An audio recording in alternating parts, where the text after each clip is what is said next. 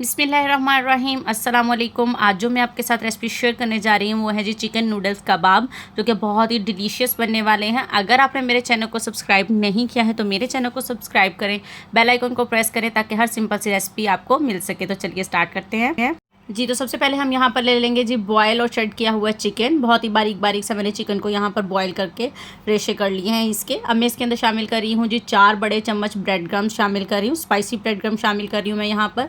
1 बड़ा चम्मच हम इसके अंदर साबुत ज़ीरा शामिल कर रहे हैं। अब इसमें हाफ़ टी स्पून या टेस्ट के मुताबिक आपने जो है वो नमक शामिल करना है। 1 छोटा चम्मच हम इसके अंदर पिसा धनिया शामिल करेंगे। 1 छोटा चम्मच हम इसके अंदर पिसा गरम मसाला शामिल करेंगे।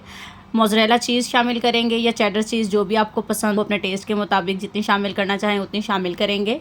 हैंडफुल हम इसके अंदर हरा धनिया शामिल करेंगे। अब मैं इसके अंदर शामिल करूँगी जी मैगी मसाला, जो हम मैगी नूडल्स के साथ आज कबाब बनाने वाले हैं उसका मसाला हम यहाँ पर शामिल करेंगे। अब मैं इसके अंदर शामिल पेपरिका पाउडर, 1 चम्मच हम इसके अंदर पेपरिका पाउडर का शामिल करेंगे। अब मैं इसके अंदर शामिल करूँगी जी बॉयल किए हुए मैगी, जो आम बच्चों के लिए हम नूडल्स बनाते हैं वो वाले मैंने नूडल्स लिए हैं और उनको बॉयल कर लिया है अच्छी तरह से। अब हम इन सब चीज़ों को अच्छी तरह से मिक्स कर लेंगे। बहुत ही यमी से ये हमारे जो हैं चिकन नूडल्स कबाब बनेंगे।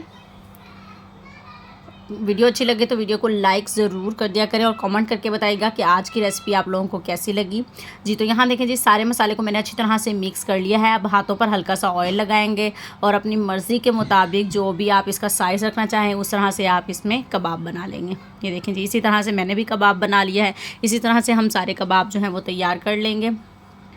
इफ़्तार में भी आप ये रेसिपी बना सकते हैं, बहुत ही मज़े के ये कबाब लगेंगे इफ़्तार में भी। देखिए जी कबाब मैंने यहाँ पर सारे बना लिए हैं। अब मैंने एक आधा डंडा लेकर उसको अच्छी तरह से फेंट लिया है और पहले अंडे में डिप करेंगे, फिर हम ब्रेड क्रम्स लगाएंगे इसके ऊपर जी। तो यहाँ देखें जी कितना मज़े का हमारा जो कबाब है वो यहाँ पर लग रहा है।